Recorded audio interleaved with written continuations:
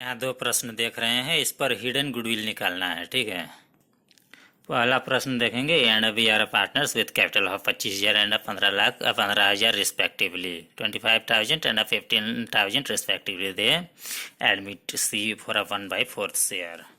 C brings 18,000 as is capital. Calculate amount of goodwill. ठीक है, solution calculation of goodwill based on a C share, the total amount of the total capital of the new firm 18,000 गुना में 4/1 72,000 हो जाएगा। ठीक है, based on C share the total capital of the new firm. देखेंगे कैसा है। Question में दिया है C bring 18,000 as is capital, ये तो पता है, कैलकुलेट द अमाउंट। और इसका शेयर है 1/4 शेयर है ना सी का, तो इसको पलट देना होगा। इसको पलट देने से ना टोटल फर्म का जितना कैपिटल है सब निकलेगा।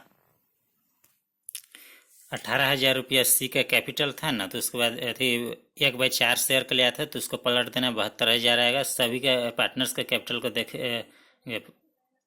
कैपिटल अकाउंट सफाई है 25,000 हो गया, घटाना है सबको। फिर कैपिटल अकाउंट ऑफ बी का 15,000, कैपिटल अकाउंट ऑफ सी जोड़ के 58,000 हो जाएगा। वैल्यू ऑफ गुडविल 14,000 रुपया आ जाएगा। 14,000 के नीचे डबल लकीर खींच देना है, लेजर जैसा क्लोजिंग बनाना। देखिए, सी शेयर ऑफ गुडविल 14,000 में 1/4 प्रॉफिट के लिए था ना, इतना शेयर के लिए 3,500 टोटल फर्म का गुडविल 14,000 रुपया है। ठीक है, hidden goodwill.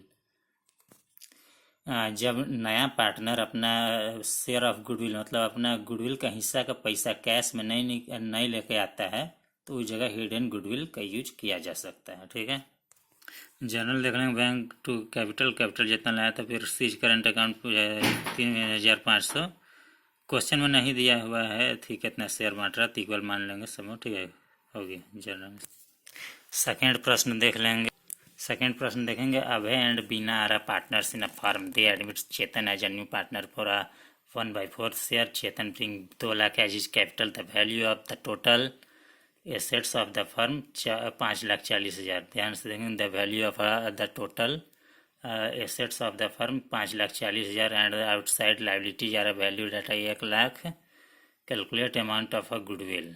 Second question solve में नेटवर्थ इक्वल टू हो जाएगा सनरी assets minus outside liabilities.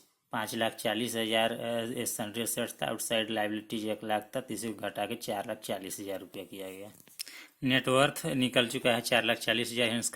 Hence combined capital of Abhay and Bina is 4,40,000। ठीक है, कंबाइंड कैपिटल निकल चुका है। क्वेश्चन में ही दिया सनरी एसेट्स माइनस आउटसाइड लाइबिलिटीज करने से आ जाएगा।